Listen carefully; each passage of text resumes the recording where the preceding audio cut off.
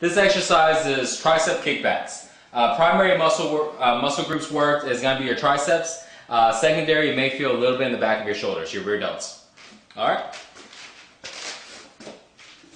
You can do this exercise in a lot of different places, but we're going to do it here on the bench. And you'll notice right offhand that the arm is aligned right to the side and it's not flared out too much like this. So keep the elbows tucked in. The elbows should be about the height of the back. You'll notice that the back is either flat or slightly a little bit arched. And let's go ahead and do the kickback.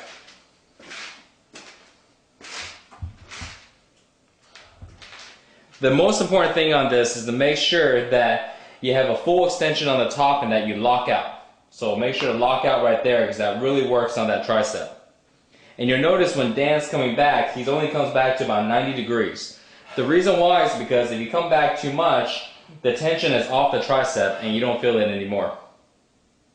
If we do it with two arms, you won't be able to use the bench, but we'll go and see this is what it'll look like. Feet about 6 to 8 inches apart, chest out, back slightly arched, arms up to here. You need to extend out and back, lock out and back, lock out and back. When you're doing this exercise, a lot of times I see guys, when they do this, they'll go ahead and kind of fling their wrist around like this. You want to keep your wrist straight and you want to concentrate on the lockout instead of moving your wrist like this. Another way to do the tricep kickback, and you want to be careful, is again hunching your back. If you hunch your back, it's going to go ahead and cause pain in your spine. So you always want to make sure your chest is out when you're doing this, no matter if you're doing it on the bench or if you're leaning against something. So I'm going to show you an example of if you want to lean against something like this, and you want to keep your chest out, elbows tucked in right here.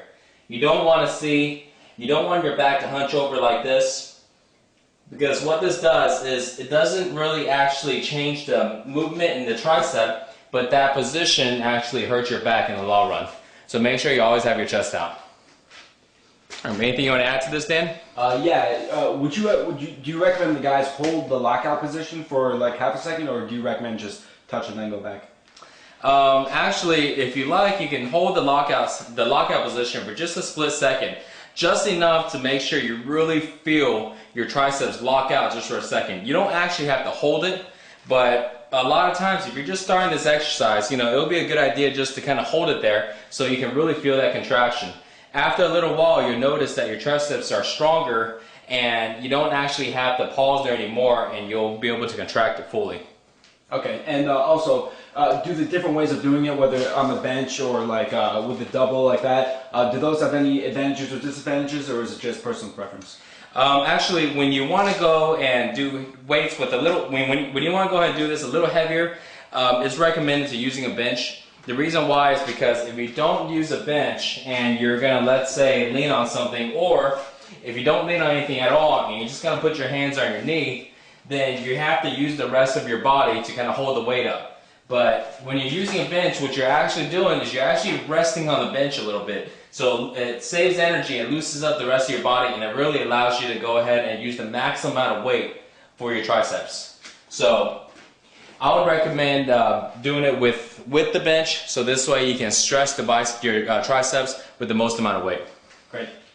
Okay, so that's it for the tricep kickback.